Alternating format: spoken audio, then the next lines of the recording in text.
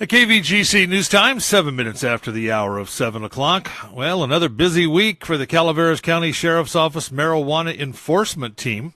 On Tuesday, the team served a search warrant on property located off of Highway 12 in Wallace. Deputies seized and destroyed 858 marijuana plants as well as 952 pounds of growing marijuana. A handgun and rifle were also seized from the scene. Nobody was present at the site during the service of the search warrant. However, numerous outbuildings and trailers were processed for evidence. The investigation is continuing, and on Wednesday, the sheriff's marijuana enforcement team served an unrelated search warrant for illegal cultivation of marijuana along Rock Creek Road in Copperopolis. No subjects found at the scene either.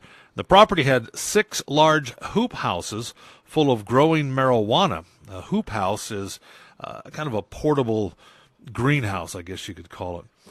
Now, there was 6 large hoop houses full of growing marijuana, as well as several rooms inside a large warehouse that were converted for indoor cultivation and contained growing marijuana. Deputies seized 4,376 marijuana plants at various stages of growth, as well as 788 pounds of processed marijuana. Evidence was discovered indicating that concentrated cannabis was also being made on scene using butane gas.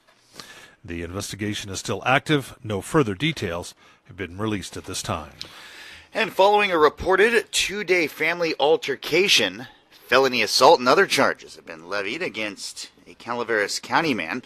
According to reports, deputies first responded to a residence on Rose Street, Valley Springs, Monday to a reported family disturbance. Upon arrival, they learned 27-year-old Cody Ponder reportedly assaulted a family member and threw a brick at that victim. Before leaving the scene, he allegedly broke numerous items, including windows, out of a vehicle in the driveway.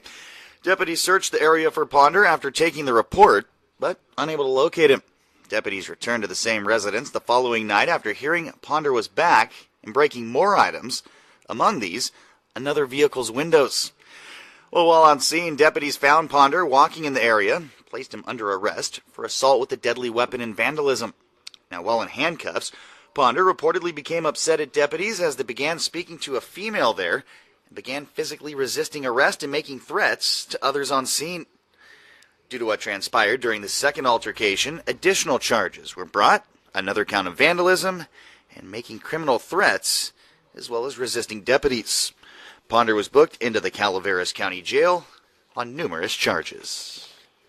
And Calaveras County Superior Court Judge Thomas Smith ruled this week that incriminating statements made by Carl Carlson to Seneca County, New York sheriff's deputies in 2012 and to a Calaveras County detective in 2014 will be allowed as evidence in his upcoming trial, which is scheduled to begin next week. Smith ruled on a total of 8 motions, 6 from the defense and 2 from the prosecution. Carlson, 56, is accused of purposefully starting a fire at his family home in Murphys in 1991 to kill his wife, Christina Carlson, and collect on a $200,000 life insurance policy in her name. Carlson is currently serving a 28 years to life sentence in Seneca County, New York, after he pled guilty to 2 counts of second-degree murder of his son Levi and committed insurance fraud to collect an insurance policy he had submitted just days before Levi's death. Judge Smith told the court he will entertain additional motions during the trial confirmation conference scheduled for 11:30 this coming Tuesday. And with the flu season approaching, both Amador and Calaveras health departments urging everyone to get vaccinated against the illness. Calaveras health officer Dr. Dean Coletta says deaths related to flu are tragic reminders the flu virus needs to be taken seriously. Noting that in California, the flu usually begins to increase late November or December, Amador Health Officer Dr. Rita Kerr adds, if you take a couple of weeks after vaccination for the body to respond fully, we'll get the vaccination, let me say this, it takes a couple of weeks after for the body to respond fully, so getting vaccinated early is the best protection. Now this season, there are several different kinds of influenza being offered, or influenza vaccines, including a regular and high-dose version for persons over 65. It's also expected there will be enough vaccine to meet demand. Both Coletta and Kerr remind us a yearly flu shot is the best way to protect against infection and prevent others from coming down with the flu. To stop the spread and other respiratory illness, stay home when you are sick, limit your contact with others, cover your coughs or sneezes with your sleeve or disposable tissue, wash your hands frequently and thoroughly with soap and warm water, or use an alcohol-based hand sanitizer. Avoid touching your eyes, nose, or mouth. For more information, contact your local county health department.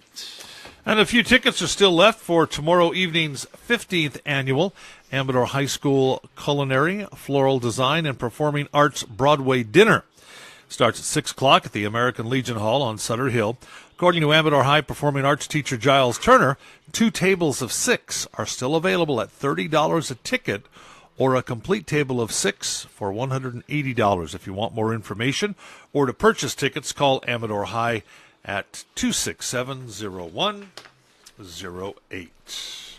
That's a quick look at local news on a Gold Country Friday morning from the KVGC News Center. I'm JD. And I'm Jim Geedy reporting. High school football action tonight. Mike McQuaig will be broadcasting the Amador Calaveras game live on KVGC's Sports Facebook page. That's KVGC Sports Facebook page. And you can join Frank, JD, and Jake. They'll be coming to you from Dan Barnett Field. The Mustangs hosting the Somerville Bears. That game also broadcast on 1340 and 96.5. And remember, for the latest news, traffic, and weather, 24 hours a day, to visit our website, kvgcradio.com.